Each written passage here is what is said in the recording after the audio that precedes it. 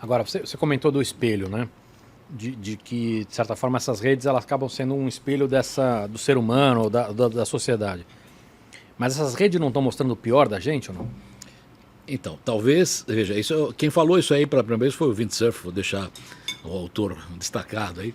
Estavam discutindo isso na reunião do IGF da Letônia, eu acho. É Vilna é Lituânia, não é Letônia. E daí ele falou, olha, o que você vê na rede é o que existe aí, são as pessoas, né? Como se você estivesse olhando por um espelho a sociedade. Se você não gosta do que está vendo no espelho, quebrar o espelho não resolve nada, a sociedade continua lá. Quer dizer, você perdeu a imagem do que está lá, mas a coisa continua lá. Eu diria que talvez isso seja um pouco, digamos, isso pode ser sofisticado e pode ser piorado, porque na verdade parte do comportamento que você vê no espelho é reforçado pelo espelho. Então o fato de você estar vendo aquilo reforça aquilo, né? Então, certamente, ódio certamente. Uma vez eu escrevi uma bobagem, né, do tipo que o que está faltando atualmente é a avó, tem muito pouca avó atualmente. As avós dos velhos tempos diziam, não, você não pode fazer isso, porque isso é ruim, porque as pessoas são boas. Hoje nós trocamos as avós por leis. Então, por exemplo, minha avó dizia que se eu estou num ônibus, num bonde, né, eu não posso ficar sentado se tem uma senhora de pé ou se tem um senhor de idade e tal. Esse era, digamos, um costume cultural, e você se sentia mal se você estava de pé e tinha uma pessoa assim, sentada e tinha uma pessoa assim de pé. Hoje tem uma lei dizendo que eu tenho que deixar o cara sentar porque ele tem mais de 60 anos ou 65. Aí eu viro pro cara e falo, mas você tem 65 ou 64? Você tem a prova que você tem 65? Quer dizer, isso piorou tremendamente. Quer dizer, se isso fosse cultural, eu não ia perguntar isso. A senhora é grávida ou é gorda? Não tem sentido, entendeu?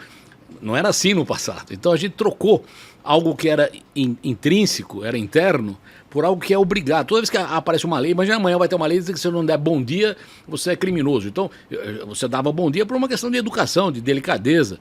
Se a lei me obrigar a dar bom dia, eu provavelmente não darei bom dia, tá certo? Não, eu entendo o que você fala, Odem, mas para mim, a gente está num paradoxo. Da mesma maneira que a gente tem um paradoxo da intolerância. Uhum. Né? Você não precisa ser tolerante com quem é intolerante, porque se você permitir o intolerante, a tolerância vai acabar.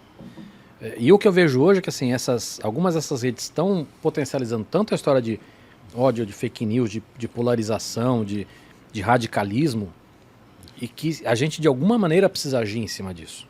Né? Então, você identificar quais são as ferramentas que potencializam isso.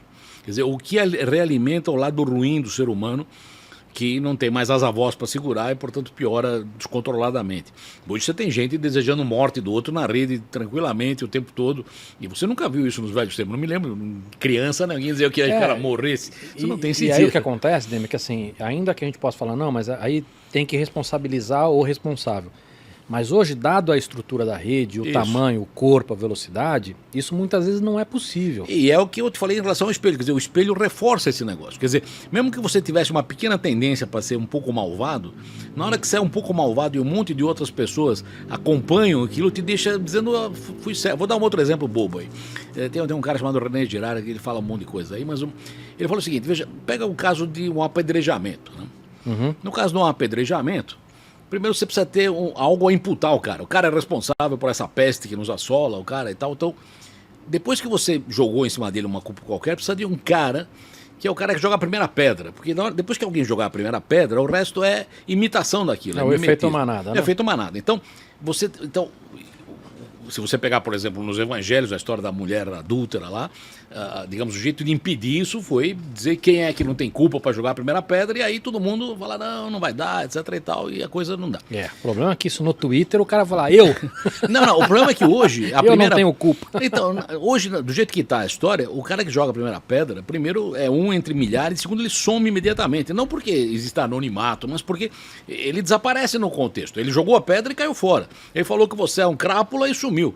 E todo mundo falou, porra, de fato o cara é um crápula e tal. Esse é um ponto complicado. Outro ponto complicado que afeta a rede é o seguinte, não existe uma distinção que tem uma barreira de entrada. Por exemplo, você tem um cara que é economista e fala uma opção de coisa, você pode concordar ou não.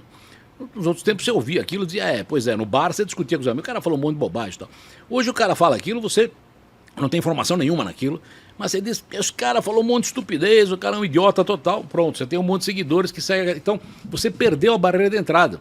Sim. Você está desinibido para falar qualquer coisa, qualquer cara. O cara pode fazer uma escultura, você diz, é uma merda essa escultura, perdão pela palavra.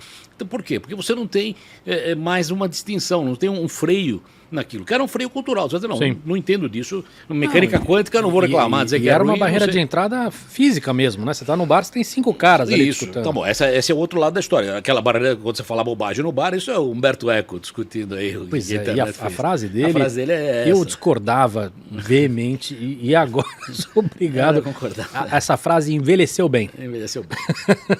Então, esse é um problema humano, muito humano, como diria o Nietzsche. Tá certo?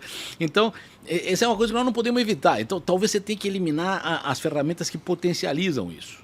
Então, essa história dos likes, essa história do não sei do que, você teria formas de impedir que houvesse essa realimentação positiva que gera esse descontrole. O Jack do Twitter, antes dele sair do cargo de CEO, ele deu a entender de que um dos caminhos possíveis seria a plataforma, no caso do Twitter, ser cobrada e ela vender possibilidades de algoritmo.